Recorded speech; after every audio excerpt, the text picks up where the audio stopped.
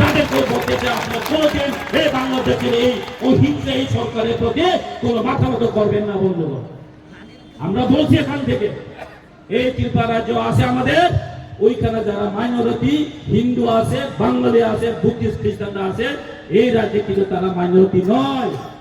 এটা বাংলাদেশ সরকার তার জেনে রাখুন, এই অস্থায়ী সরকার জেনে রাখুন, এই রাজ্যে এই ইন্ডিয়া ভারতবর্ষ হচ্ছে হিন্দু মেজরিটি রাষ্ট্র, ওইখানে মাইনরিটি হলো, এখানে মাইনরিটি নয়।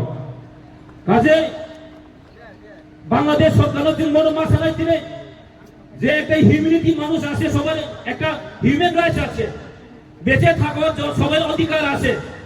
এই বেঁচে থাকার অধিকারকে আপনি হরণ করতে পারবে না।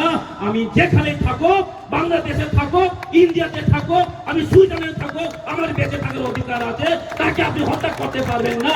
এটা আমরা মানতেই পারবেন না বন্ধুগণ। আপনি কি মানবেন?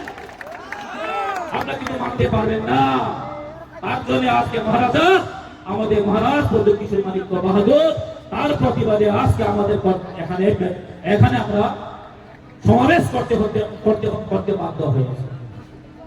তার জন্য আমরা সমাবেশ করতে বাধ্য হয়েছে, মাস রেলি করতে বাধ্য হয়েছে। কেন আমরা করব? কেন আমরা করতে হয়েছে? বাংলাদেশে যারা অসুরক্ষিত এখন ভুগছেন, তাদের প্রতি আমরা সহানুভূতিটা দেখাতে হবে।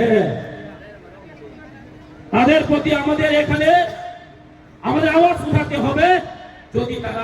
যদি তারা আমাদের এই মাইনরিটি ভাই বোনকে হত্যা করা বন্ধ না করেন, আজকে মানুষের বাড়ি বাড়ি গিয়ে, হিন্দুদের বাড়ি বাড়ি গিয়ে, মাইনরিটিদের প্রতি বাড়ি বাড়ি গিয়ে তারা কিন্তু কি করছে? ঘর বাড়ি জ্বালানো হচ্ছে। এই চক্রান্তকে বন্ধই করতে হবে।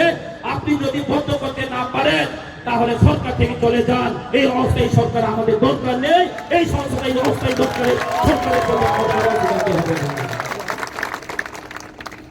কাজে আমরা একসাথে খামচার মধ্যে থাকতে হবে। এই খামচা আগামী দিনে আমাদের সমস্ত কিছু এই রাজ্যের শুধু নয়, এই ভারতবর্ষের মধ্যেও আমরা কিন্তু এক্সাম্পল হয়ে দাঁড়াতে হবে।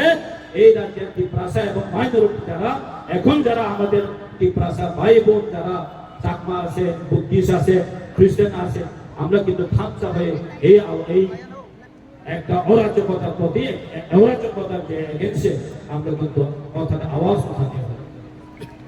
তাই আমি আর বেশি কথা বলবো না।